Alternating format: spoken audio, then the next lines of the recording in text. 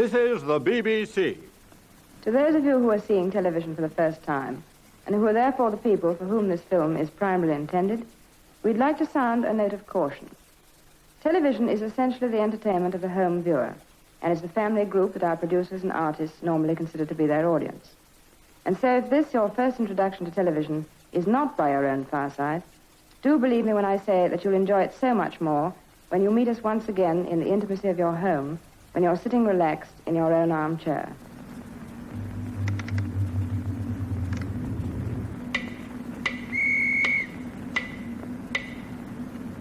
Hello, Radio Olympia. This is direct television from the studios at Alexander Palace. And now you're going to see and hear someone you know well. Good evening. It's 1936, and this is the BBC, broadcasting the first television service in the world. Now you can see the sort of magnificent talent you've only been able to hear up to now on your wireless. So sit back and enjoy a feast of expensive visual entertainment. You're looking at Type Major Massey, the bagpipes man from Trafalgar Square.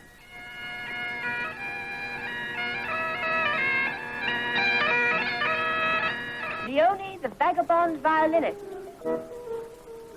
Harry Haynes, a muffin man. You're looking at Colonel Hughes, DSO-OBE, showing helmets of the British Cavalry Regiment. You're looking at Oliver Oldfield, who cleans London statues. Sergeant Major Lynch of the Royal Hospital, Chelsea, 2 Chelsea pensioners. All this remarkable output emanates from one place. When the BBC was charged with setting up the world's first high-definition TV service, the search was on for a suitable HQ. Finally, a site was chosen. A Victorian fun palace in North London would be the home of television, the world's newest and most exciting medium, invented a few years ago by John Logie Baird in a small back room in Hastings. I asked John about his invention and how it had progressed. It is now 12 years ago since I produced the first little flickering television image. Today we have in London a regular television service twice daily with thousands of lookers in. Television has grown from a scientific novelty to a commercial service. And can all of Britain receive television? At present, the range is limited to 30 miles in and about London. Thank you, John. So, if you're lucky to live in that 30-mile patch, here is some more of the sort of entertainment you can enjoy. Elaborate sets and charismatic presenters. It's an example of Gainsborough's early works before he went to Bath and executed his famous portraits. And this is a masterpiece of another kind. It's a contemporary painting by a Spanish artist whose work, although he's over 50 and his reputation is enormous, his name is Picasso. The rhythmic singing of that delightful artist, Nina Mae McKinley. Baby, baby, leave the milk and butter out and hustle, just bustle along, so you can shout, over 6'2", who's the king of Lenox Avenue? Someone different with a something new, top a tree, top tall. A refined form of Victorian burlesque.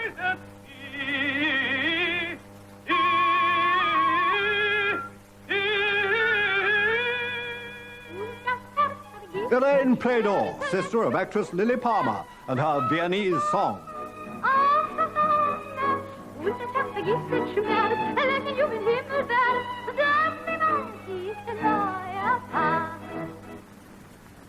Soon after this last broadcast, but not directly because of it, we are at war with Germany. And we'll be back after the war.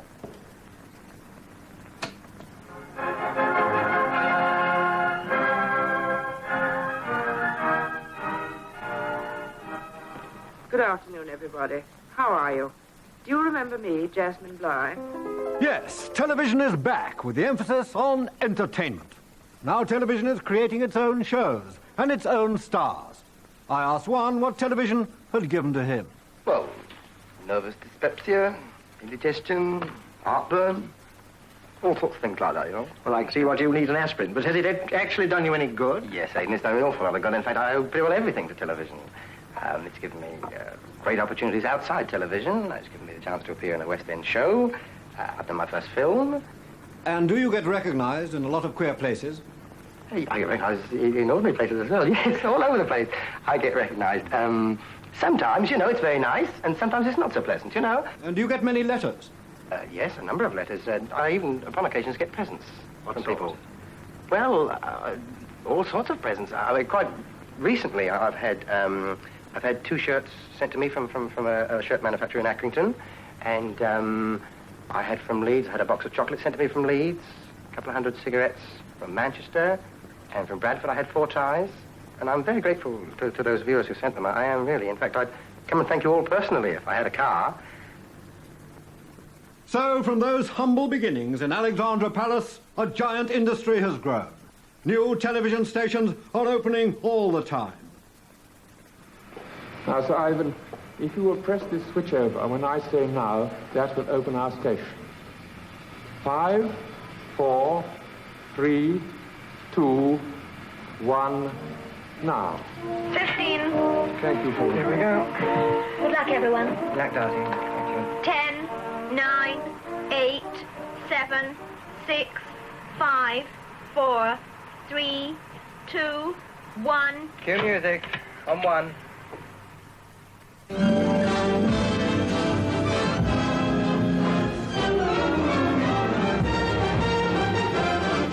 There's no business I show, business I know. Everything about it is a page in the technical along. Nowhere could you get that happy feeling when you are stealing that extra pound.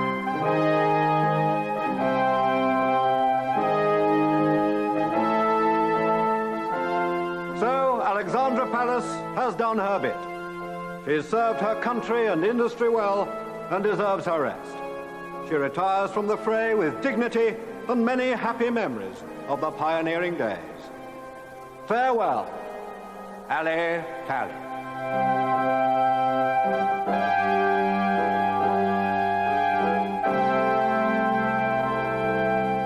We all have to start somewhere, and that really was delving back into the past.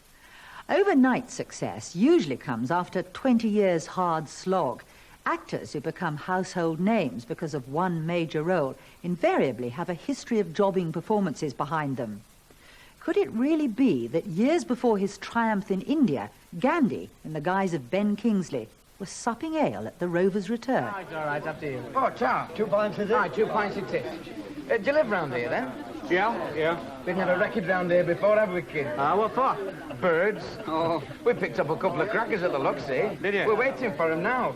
Glad to see us, there was a no. Not that we want to tread on anybody's toes. Oh, that's all right, mate. We're married. Footloose and fancy-free, that's me. Who are you? I'm Martha, miss. I'm a housemaid. Did you have a good night's sleep after your journey? Yes. Yes, I did. Well, it's a beautiful morning for your first day at Littlethwaite. Looks lovely out there, no mistake. What's that? That there? Yes. That's Moore. Does they like it? No, I hate it. That's because they're not used to it. I expect they thinks it's too big and bare, but they'll like it in time. Do you like it? That I do. I just love it.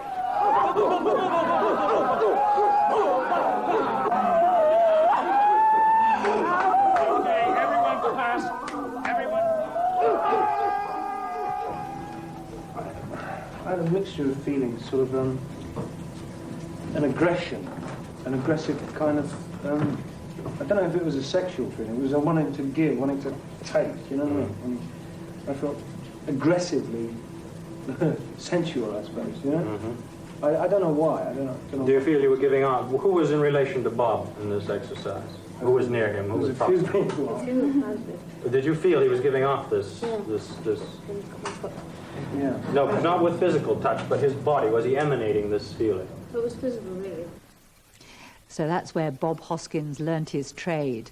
But that's actors. What about presenters, newsreaders and interviewers? After all, at one time they were all newcomers. Carpet tiles never fray, and they always lie perfectly flat. In fact, the more you walk on them, the firmer they stick.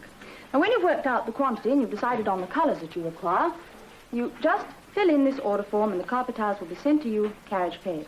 If you like, you can also have them on easy terms. Come, you masters of war.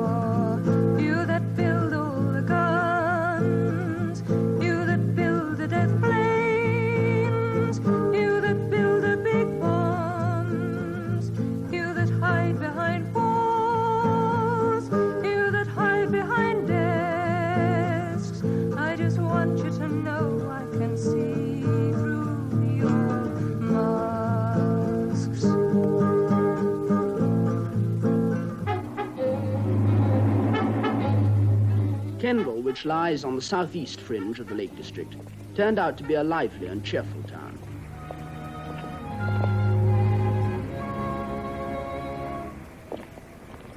Kendal is the home of snuff, and in a side street I found one of Mr. Gareth's men. His firm have been making it here for nearly 100 years. They told me they make over 50 varieties and invited me to try a few of them. Lavender. No, I don't think it's quite...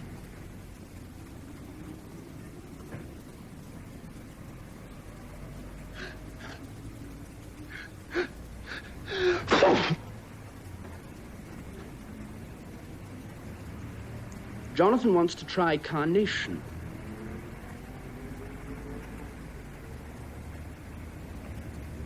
I don't think he really approves of it somehow.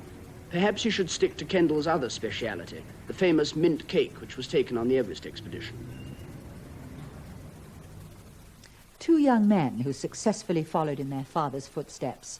Other stars, too, managed to grab the limelight from very early stages. They're tired of persecution, they're tired of taunts, they're tired of losing their jobs, they're tired of being sent home from college, they're tired of being sent home from school, they're tired even of being refused the dole. So with the nucleus of some of his friends, a 17-year-old, Davy Jones, has just founded the Society for the Prevention of Cruelty to Long-Haired Men.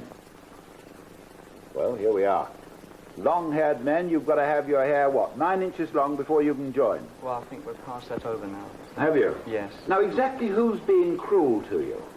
Well, I think we're all fairly tolerant, but for the last 2 years we've had comments like darling and can I carry a handbag thrown at us.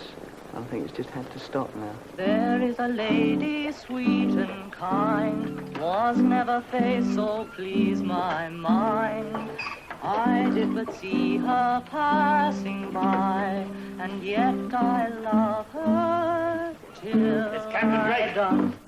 So it's worth keeping your eyes on those walk-on extras and bit-part players, for who knows, one day they could be walking off with Oscars, or even leading their country. You'll notice that women are put to ministries of health, housing, pensions, education, anything to do with welfare or with children. But on the whole, they tend to leave us out from the other departments like Treasury, Colonial Office, Foreign Office. Indeed, a woman has never held office in any of those really big departments of state, which are the major positive policy-making departments. I don't know why that is. I'm sure that it's not lack of ability. Perhaps the real reason is that it is, after all, a man, the Prime Minister, who makes the appointments.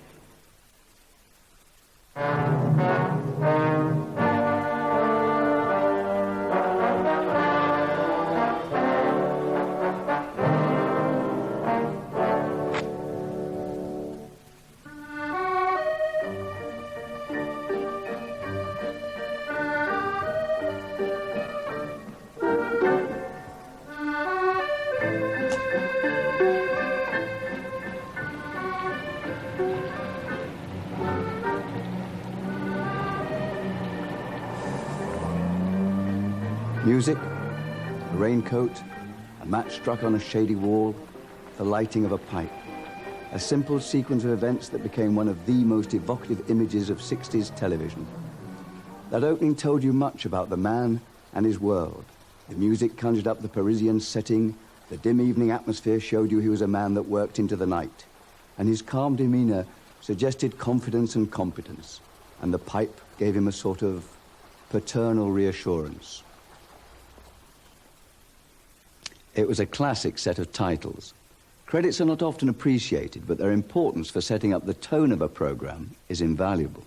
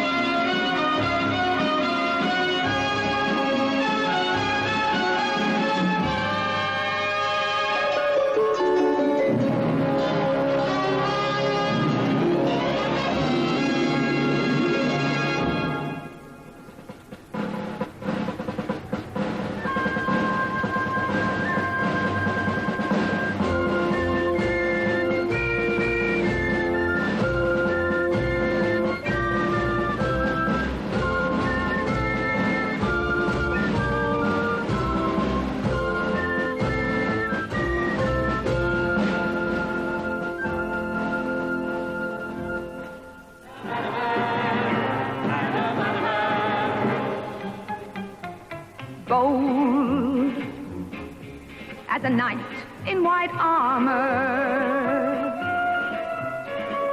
cold as a shot from a gun. If you should look for a man who loves danger, to whom love is a stranger, this man is the one.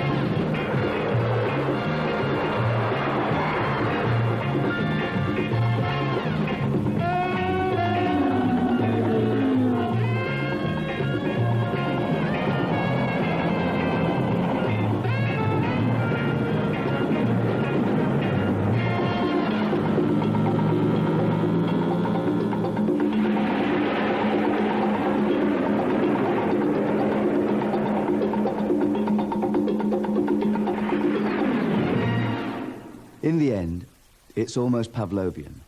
The opening credits get you salivating for what's to come, and the closing credits leave you hungry for more.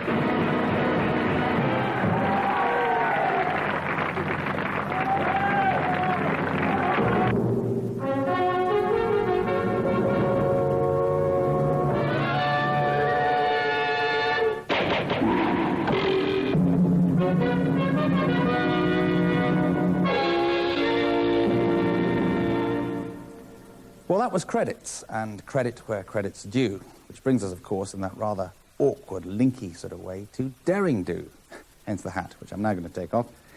Daring Do. Now, no one is quite sure what Daring Do is. It's basically standing around like this. Looks as if you're stuck here after all, Taffy. Looks as if we're all stuck. And laughing, not in that sort of reduced, minimalist sort of way. You have to laugh like this. That's the only way you could laugh, possibly, in these films, which, of course, centre around the late 1950s. They're meant to be about the Middle Ages, of the 12th century, 13th century, you know, people with jerkins and those sort of battlement-shaped cuttings here on the leather jackets, but, of course, they are basically about the 1950s. Good morning. That's right, my man. You have a jolly good look at it. You won't find its equal. There's only one man in England could make a bow like that.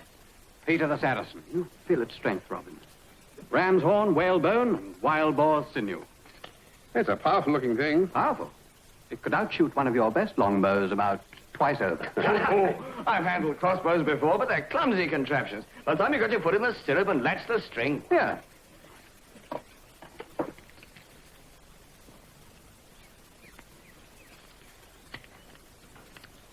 Yeah. It's a great improvement, I grant you. But you'll never show me a crossbow that'll beat the longbow. No. Take it from me, Robin. Will's always right. You may as well gather up your longbows and use them for broomsticks. There's another sort of scene. That is where the hero, in this case Richard Green, who's always jolly and laughing at the stupidity of others, chases off a whole pile of people with egg-shaped helmets who look the wrong way, like they do in bad German films. The hood misses. Then do lots of very, very sort of over-the-top fencing scenes. And you can't just go into a pub, as people probably did then, as when, say, Christopher Marlowe was killed in Deptford, where he just got whoomph, stabbed through the eye. Everybody has to be involved. Even the cat straps on its épée. And everyone's fencing and slashing around forever. So it's quite knackering.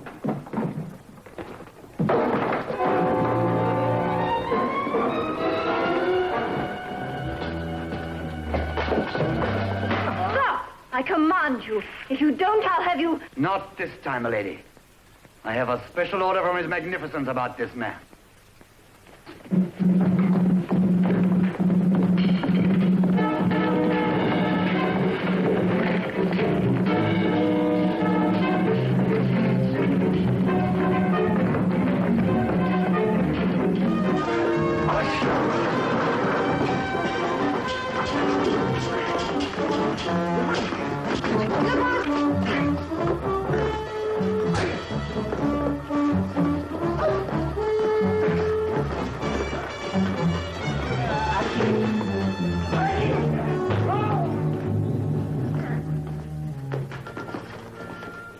Daring Do can also go to sea, and when Daring Do goes to sea, we get hats like this, worn by the villains or the people who are below decks playing chess or something during storms. Oh, His Majesty's service, eh? It's nice to know there's at least one who wasn't a buccaneer. But the central character, as fixed as a still point in a changing world, is still the same. Robert Shaw, in leather jacket and white blouse, is Robin at sea. And watch out for the carry-on training scheme. Well, my pretty young gal, we're bound for the Rio Grande. The oak and the ash and the bonny birch tree. Oh, Rio! They're all growing green in the north countries, and we're bound for the Rio Grande. Then away, love, away. Way to Rio, so fare ye well, my pretty young gal, and we're bound for the Rio Grande. That's a sweet one, that is. Ah, the way he sings it, you can almost hear the snap of the wind taking the mainsail. I'm Dan Tempest. Haven't seen you in New Providence before. Shanty Jack, they call me. 41 years on the sea. And in case you thought it was a coincidence, here's Joan Sims to prove the point. Part of Delacour's gang? I'm Tempest, ma'am. Captain Dan Tempest. I'm here under orders of Lieutenant Beamish, acting governor of New Providence. A likely story.